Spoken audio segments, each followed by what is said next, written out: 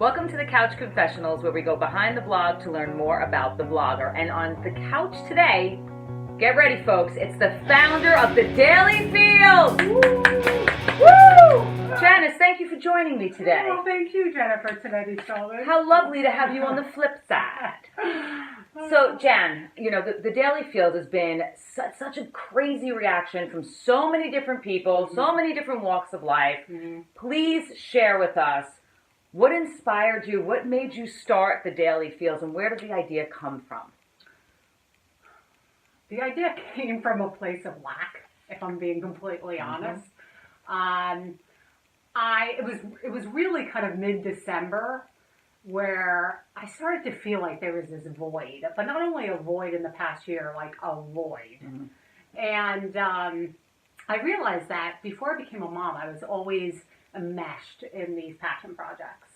And whereas they didn't bring any monetary income, they just brought such joy and fulfillment, and that was missing. And then at the same time, the whole Me Too movement, you know, emerged, and I just saw these women that had these stories so deeply buried in them for, you know, obvious reasons. And when they revealed them, it touched so many people's lives. And you know, because my background is in social media, I started to really pay attention to people's feeds. And I started to see certain people starting to tell their story in headlines. And those people, I started to literally write down their names and be like, there's a story here. There's a story to be told. I just don't know if they're ready to tell it. So, and you're a believer, John, that everyone has a story, right? Everyone. And I think that not everyone is ready to tell it, but I feel like many people are ready to hear it. And I even said in my introduction on April 1st that, you know, everyone's stories touches those lives that need to hear it most. And, you know, the 12 people that I chose, here's what, you know, an idea is ready to roll. Is those 12 people that I called out to that are now bloggers on the Daily Fields, without hesitation was like, yes, I'm in. And I just think when you provide a forum for people to tell their story, and they tell it so authentically, like all of you do, you know, people respond to it. So that's basically the long story of how it came about. Absolutely. Okay, Janis, finish this sentence. If you knew me, you would know. If you knew me, you would know that I am the human form of an M&M, because I always bring it back to candy. I have this kind of no bullshit, you know, tough, strong exterior. But if you really know me, I am this soft mush on the inside. I feel, I overfeel, I overthink, I overdo, I overfunction, I over everything. And that's obviously part of my work. But I remember in college, and I even wrote about it in a blog, the professor saying, you are this atypical empath because this does not match with this. So, yeah, that's what you would do. Interesting. Regrets? Have a few? So here's my definition of a regret. And yes, I have some. A regret is when you are making a decision, and within that decision, you know it's the wrong decision, but you make it anyway. I think a regret is knowing better in the moment that you're not supposed to do something, or not supposed to be something, or, you know, be with someone. So I have two regrets. One is that I stayed in relationships well past their expiration date. Knowing, I sit here in complete truth in telling you that each one of those relationships, I knew within the first 2 to 3 months that I was not supposed to be in those relationships. Wow. And I was in those relationships for extended periods of time. The second one kind of coincides with that is, so I didn't know I wanted to have kids until I was about 34. My second regret is not having kids sooner, but it was because I was in those relationships where I stayed well too long. Sure. Because I'm the woman who wanted 3 kids, and I'm so blessed to have had one, especially at 39. But yeah, that's a regret, is not doing the whole single mom by choice sooner. I've known you since college. Yeah. I think I know what your favorite word is. But I'm sure it might not be that. But what is your favorite word? I think Jen? most people know what my favorite word is. So this is so going to hurt my mother, but fuck. I knew it. I knew it, folks. And here's the reason. Not because it's so provocative and like so shocking, because I think we've become, accustomed to using that word. Yes. But when you use that word well, it is the greatest enhancer. So there is an art to using the word fuck. There is an art to using the word fuck. All right.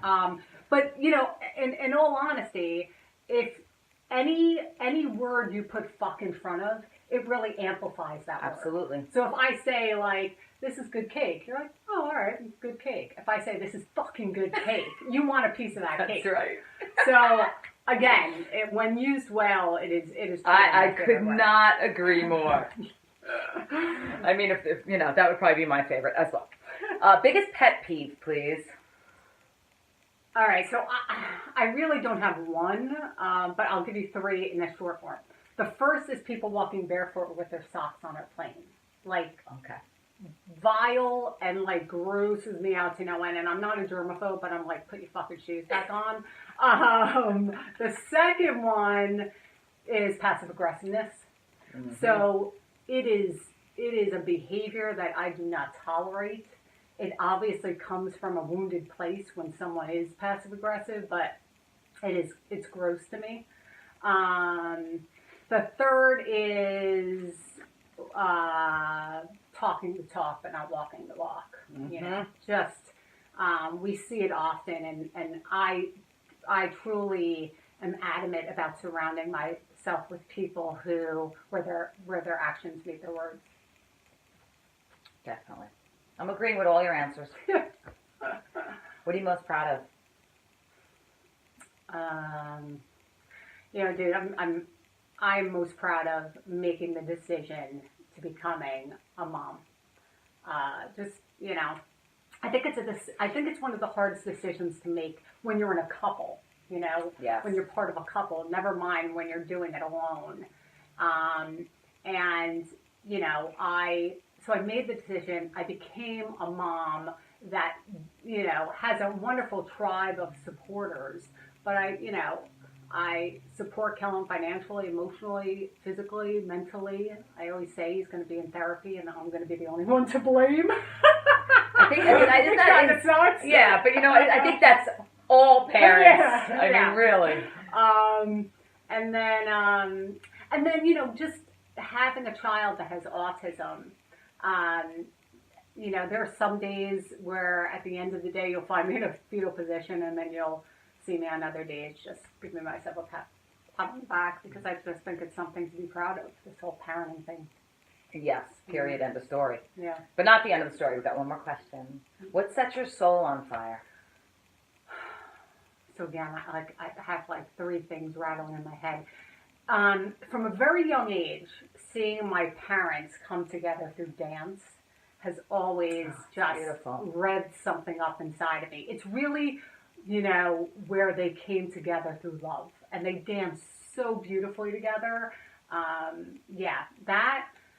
Second is seeing my niece Hallie up on stage. Like, to be able to bear witness to someone truly living out their dream mm-hmm. with no plan B, that just, is amazing. The third is Kellen bypassing every can't and won't that was ever thrown at him. So, when he was diagnosed with autism, we had doctors, therapists, teachers, tell us that he probably won't be able to do this, or, he can't do this, and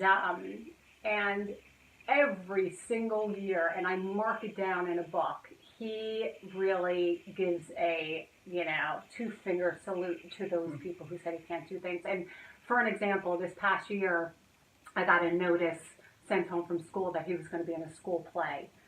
With, typically developed gen ed, kindergarten, first grade class. And he was not only going to be in the school play, but he had a line that he needed to recite. Mm.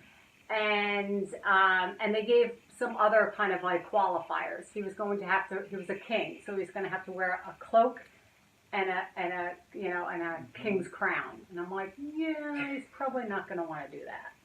And then they're like, and he's going to need to sit on stage for 45 minutes with other kids who are singing, dancing, and music playing in the background. And I'm thinking, yeah, he's probably not going to want to do that. And then he is also going to have to get up with 5 other kids, go to the front of the stage, and deliver a line. And I'm like, I don't know if that's going to happen. And not only did he wear this very itchy cloak and this crown so proudly, he sat on that stage, happy as can be, engaged in the experience, and he got up and delivered the line so enthusiastically that I'm sitting in the audience and, I was so proud and like so blown away, and yeah, just soul set on fire. So those 3 things. That's fantastic. Yeah. Not a surprise, though, coming from a mama like you, I will say. Thank you. Well, Janis, thanks so much for joining us today on the Couch Confessionals. Thanks for everyone tuning in, and stay tuned for more on the Daily Feels. Bye. Bye, guys.